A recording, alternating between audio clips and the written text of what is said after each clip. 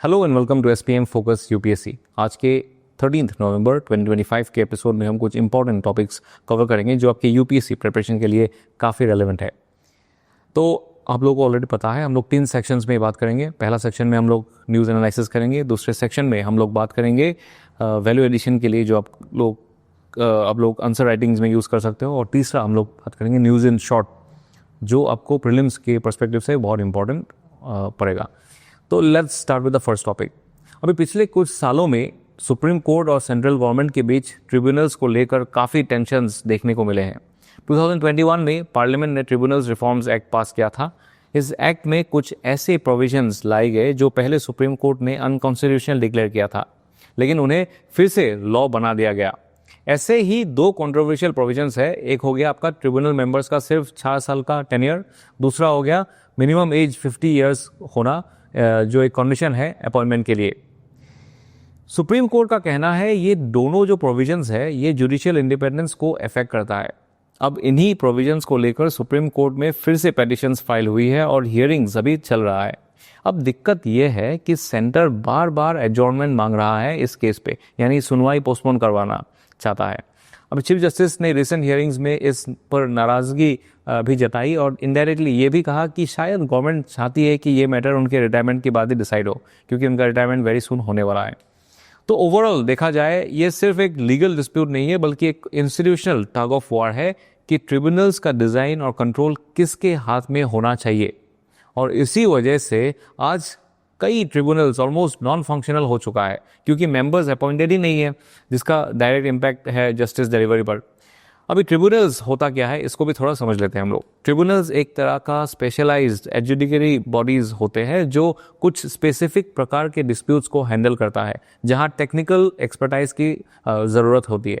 इनका एम होता है रेगुलर कोर्ट्स का बर्डन थोड़ा कम करना और डिस्प्यूट्स को तेज़ी से और फोकस तरीके से रिजॉल्व कर देना।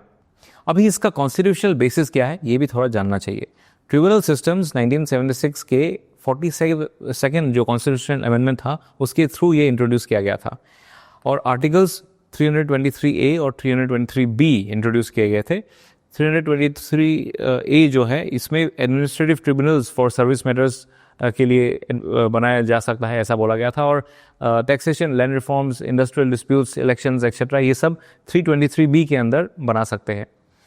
आज के टाइम में environment, competition law, telecom, taxation, insolvency जैसे सेक्टर्स में ट्रिब्यूनल्स काफ़ी इंपॉर्टेंट रोल प्ले करता है।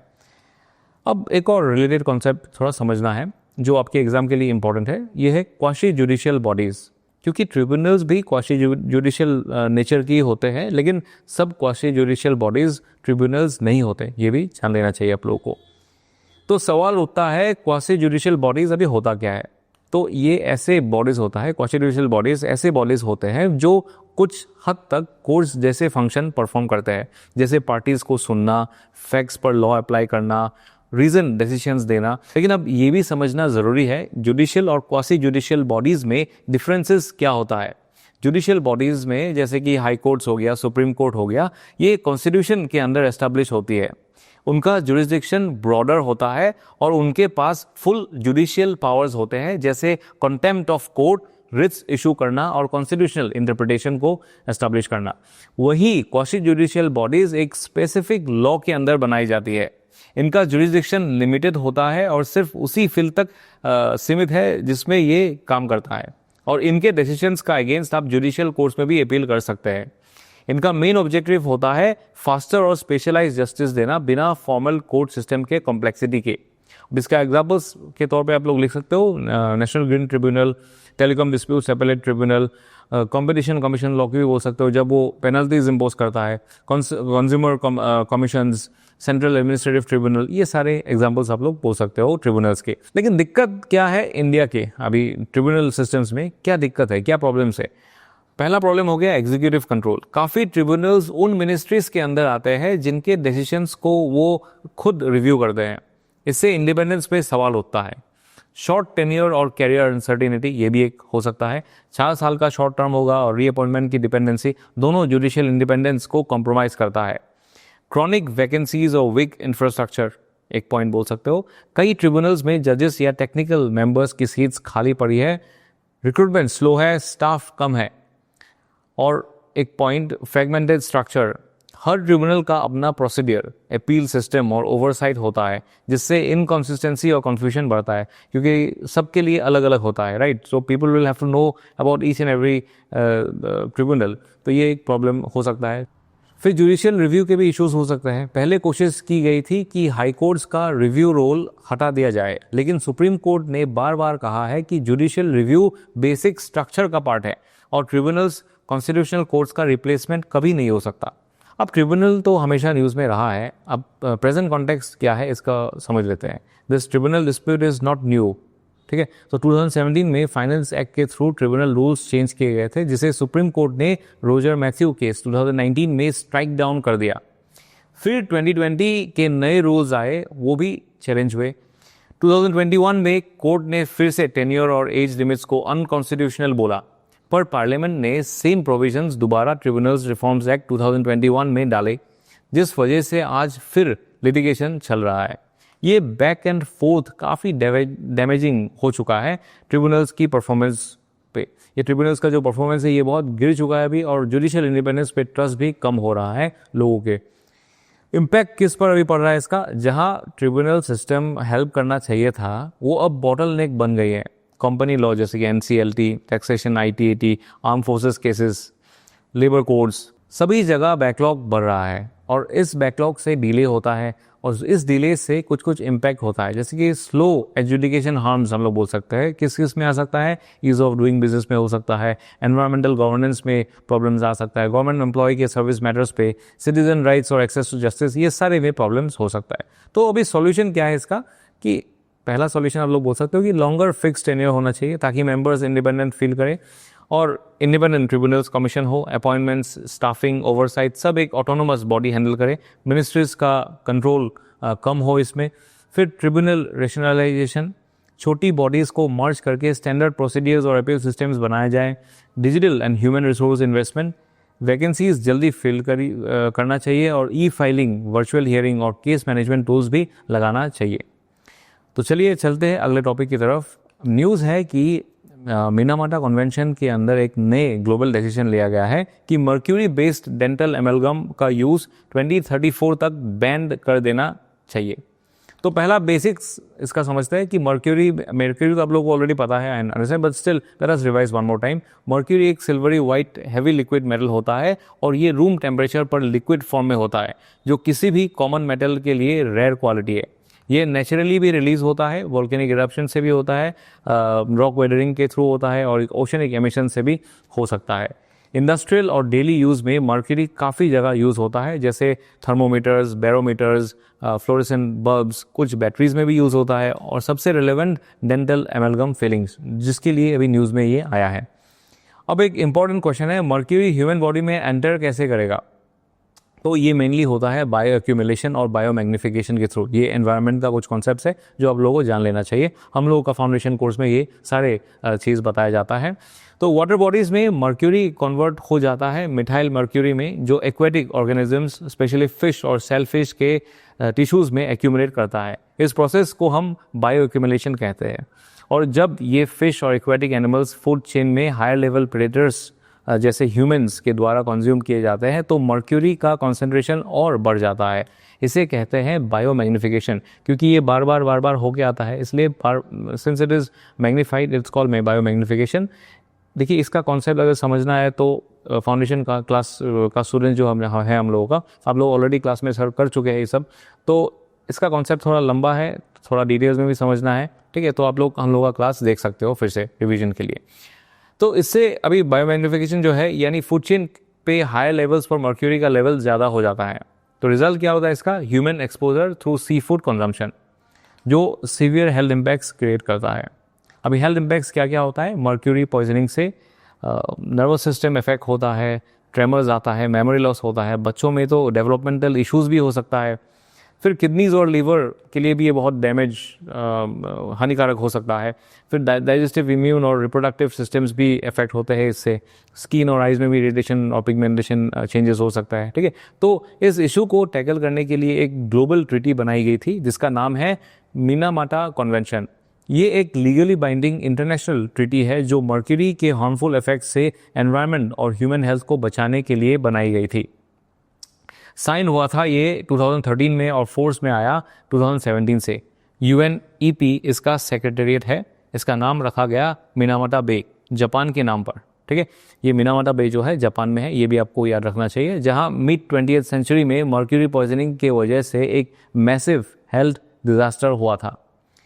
आज के टाइम में 153 कंट्रीज इसके पार्टी बन चुका है और इंडिया भी इसका एक मेंबर है। तो करंट न्यूज़ क्या है? COP6 यानी 6th conference of parties to Minamata convention recently Geneva में हुई और इस मीटिंग में ये ग्लोबल डिसीजन लिया गया कि 2034 तक मर्क्यूरी बेस्ड डेंटल एमलगम को यूज़ पूरी तरह से बैंड कर दिया जाएगा। लेकिन एक इंपॉर्टेंट क्वेश्चन है, अगर मर्क्यूरी इतना टॉक्सिक है तो डेंटल एमलगम में यूज़ क्यों होता है इतना दिनों से? तो डेंटल एमलगम एक एलॉय होता है जो कैविटीज फिल करने के लिए यूज़ होता है। इसमें 50% मर्क्यूरी होता है, बाकी सिल्वर, टिन, कॉपर और जिंक होता है।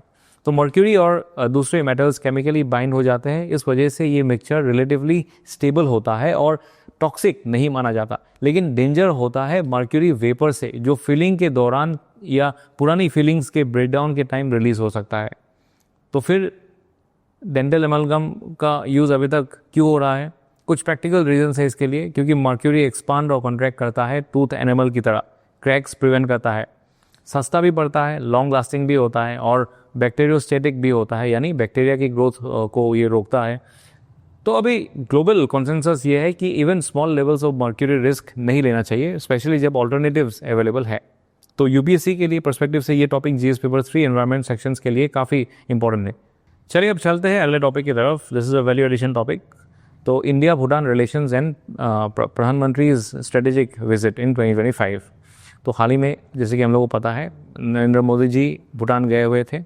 अभी भूटान के बीच एक जो संबंध है हम लोगों का, ये एक सिर्फ नेबरहुड का पार्टनरशिप नहीं बल्कि एक जियो स्ट्रेटेजिक और सिविलाइजेशनल अलायंस का मॉडल भी है। नवंबर 2025 में प्रधानमंत्री नरेंद्र मोदी जी ने भूटान को 2 दिन का टूर पे गया था, जिसका सिंबॉलिक और स्ट्रेटेजिक दोनों ही इंपॉर्टेंस काफ़ी इंपॉर्टेंट है। इस विजिट का मेन एम था कि भूटान के चौथे राजा जिग्मे सिंगे वांगचुक के 70th बर्थडे सेलिब्रेशंस में भाग लेना और जॉइंटली 1020 मेगावाट जो पुना सांगचू 2 हाइड्रो इलेक्ट्रिक प्रोजेक्ट का जो इनॉग्रेशन है वो भी करना था। ये सब कुछ इस बात को रिइंफोर्स करता है कि भारत भूटान का संबंध नेचुरली क्लोज है, जैसे दूध और पानी का रिश्ता कहा जाता है। तो चलिए समझते हैं UPSC के पॉइंट ऑफ व्यू से कि विजिट के टेक अवेज क्या क्या है। सबसे पहले भारत और भूटान की दोस्ती का मॉडल। ये दोनों देश म्यूचुअल ट्रस्ट, सोवरेन इक्वालिटी और डेवलपमेंट कोऑपरेशन के प्रिंसिपल्स पर अपना रिलेशन चला रहा है। 2025 का ये हाई लेवल इंटरेक्शन दिखाता है कि दोनों देश का पार्टनरशिप काफ़ी स्टेबल है और ये हिमालयन रीजन के चेंजिंग जियोपॉलिटिक्स में एक स्ट्रॉन्ग सिग्नल भी देता है। दूसरा, हाइड्रो पावर कोऑपरेशन जो इस रिलेशन का बैकबोन है। 1020 मेगावाट पुना सांगचू 2 प्रोजेक्ट का इनोग्रेशन एक और माइलस्टोन है इंडिया असिस्टेड एनर्जी डेवलपमेंट के लिए। अभी हाइड्रो पावर भूटान की इकोनॉमी के लिए सेंट्रल है और भारत के लिए एक reliable source of clean energy भी है। तो ये मॉडल है इंटरडिपेंडेंस, सस्टेनेबिलिटी और रीजनल इंटीग्रेशन का। तीसरा एंगल आप लोग बोल सकते हो strategic value of high level visits. ऐसे एंगेजमेंट्स तब और इम्पोर्टेंट हो जाते हैं जब एक्सटर्नल पावर्स हिमालयन रीजन में अपना इन्फ्लुएंस बढ़ा रहा हो। रेगुलर डायलॉग से भूटान भारत के साथ अलाइंड रहता है और रीजनल सिक्योरिटी भी इंश्योर होती है। चौथा हो गया कल्चरल डिप्लोमेसी का एग्जाम्पल। इस विजिट के दौरान जो पिपरावा के बुद्धा रेलिक्स को भूटान भेजना, ये एक स्ट्रॉन्ग सिविलाइजेशनल बॉन्ड को शोकेस करता है। बुद्धिज्म के थ्रू सॉफ्ट पावर डिप्लोमेसी का ये एक परफेक्ट एग्जाम्पल है, जिसे भारत बुद्धिज्म मेजॉरिटी कंट्रीज के साथ अपना इमोशनल और स्पिरिचुअल कनेक्शन स्ट्रॉन्ग करता है। पांचवा पॉइंट आप लोग बोल सकते हो भूटान के चौथा राजा और gross national happiness. Jigme Singye Wangchuk ने दुनिया के सामने एक ऑल्टरनेटिव डेवलपमेंट मॉडल दिया जिसका नाम है ग्रॉस नेशनल हैप्पीनेस। अभी प्रधानमंत्री मोदी जी का उनके 70th जन्मोत्सव में शामिल होना सिर्फ एक गुडविल जेस्चर नहीं बल्कि भूटान के डेमोक्रेटिक और सस्टेनेबल मॉडल के प्रति भारत का रिस्पेक्ट दिखाता है। और आखिर में constitutional and foreign policy relevance तो है ही। भारत के संविधान का आर्टिकल 51 कहता है कि देश को इंटरनेशनल पीस और फ्रेंडली रिलेशन प्रमोट करना चाहिए। इंडिया भूटान रिलेशन इसी फिलोसॉफी के प्रैक्टिकल एग्जाम्पल है, जहां रीजनल कोऑपरेशन और शेयर्ड प्रॉस्पेरिटी का गोल साफ दिखता है। चलिए चलते हैं आज के लास्ट सेक्शन की तरफ, न्यूज़ इन शॉर्ट, जो प्रीलिम्स के लिए इंपॉर्टेंट हो सकता है। सबसे पहले बात करेंगे बुकर प्राइज़ 2025 के बारे में। इस साल का prestigious Booker prize for fiction जीता है डेविड ज़लाई ने। ये एक कैनेडियन हंगेरियन ब्रिटिश राइटर है। उनका जीतने वाला जो नोवेल है उसका नाम है फ्लैश। ये नोवेल एक इंसान के जीवन संघर्ष को दिखाता है और ये बताता है कि कैसे सक्सेस के पीछे भागते हुए इंसान क्या क्या हासिल करता है और क्या कुछ खो देता है। कहानी एक व्यक्ति की जर्नी को फॉलो करती है जो हंगरी के वर्किंग क्लास बैकग्राउंड से निकलकर ब्रिटेन में मेगा वेल्थ तक पहुंच जाता है। बुकर प्राइज़ के बारे में थोड़ा कॉन्टेक्स्ट समझना ज़रूरी है। ये अवार्ड 1969 में एस्टैब्लिश किया गया था to promote outstanding English fiction writing. Eligibility का रूल्स होता है, नोवेल ओरिजिनली इंग्लिश में लिखना होगा और ट्रांसलेशन इसका नहीं चलेगा बेसिकली। तो किसी और लैंग्वेज में अगर होता है फिर उसको इंग्लिश में ट्रांसलेट किया है वो नहीं चलेगा। It has to be originally English. UK या आयरलैंड में रजिस्टर्ड पब्लिशर के थ्रू पब्लिश होना चाहिए, ये भी एक पॉइंट है। और ऑथर किसी भी देश का हो सकता है। विनर को मिलता है 15,000 पाउंड्स का कैश प्राइज़। इस अवार्ड को मैन ग्रुप और बुकर प्राइज़ फाउंडेशन मैनेज करता है। चलिए अब और एक टॉपिक देखते हैं। It is a science based concept, rare earth hypothesis. ये एक एस्ट्रोबायोलॉजिकल थ्योरी है जो ये सजेस्ट करता है कि माइक्रोबियल लाइफ तो यूनिवर्स में कॉमन हो सकता है, लेकिन कॉम्प्लेक्स मल्टीसेलुलर लाइफ बहुत रेयर है। क्यों? क्योंकि अर्थ जैसे complex life supporting conditions develop करने के लिए कई प्लैनेटरी और स्टेलर फैक्टर्स का परफेक्ट कॉम्बिनेशन चाहिए होता है। तो नए डेटा से अभी क्या पता चलता है कि नासा का जो केपलर मिशन और जेम्स वेब स्पेस टेलीस्कोप है, इससे ये सामने आया है कि अर्थ साइज प्लैनेट्स हैबिटेबल जोन्स में मिलते जा रहे हैं, यानी जहां वाटर लिक्विड फॉर्म में एग्जिस्ट कर सकता है वहां हो सकता है। लेकिन अर्थ लाइक कंडीशंस जैसे atmosphere retention, stable climate, strong magnetic field और लिक्विड ओशंस, अब ये इतना इजी नहीं है, ये अभी भी रेयर है। कुछ और की साइंटिफिक टेकअवेज भी याद रखिए आप लोग कि एम ड्वार्फ स्टार्स के आसपास प्लैनेट्स तो कॉमन है, लेकिन उनमें यूवी रेडिएशन, एटमॉस्फेयर लॉस और फॉल्स ऑक्सीजन सिग्नल्स जैसे रिस्क होते हैं। ऑक्सीजन का प्रेजेंस लाइफ का पक्का सिग्नल नहीं है, क्योंकि ऑक्सीजन एबायोटिकली भी फॉर्म हो सकता है। जुपिटर जैसे जाइंट प्लैनेट सब सिस्टम्स में प्रोटेक्टिव रोल नहीं प्ले करते, और सबसे मुश्किल conditions long term climate stability है जो कॉम्प्लेक्स लाइफ के लिए क्रिटिकल है। तो कंक्लूजन क्या निकलता है? सिंपल माइक्रोबियल लाइफ तो हो सकता है, लेकिन कॉम्प्लेक्स इवोल्व लाइफ जैसे ह्यूमंस शायद यूनिवर्स में बहुत रेयर हो। इसलिए रेयर अर्थ हाइपोथेसिस अब भी एक प्लॉजिबल थ्योरी है, लेकिन अब तक साइंटिफिकली प्रूवन नहीं है। तो एस्पिरेंट्स आज के लिए इतना ही। कल फिर मिलेंगे नए टॉपिक्स के साथ। This is focus UPSC signing off. जय हिंद।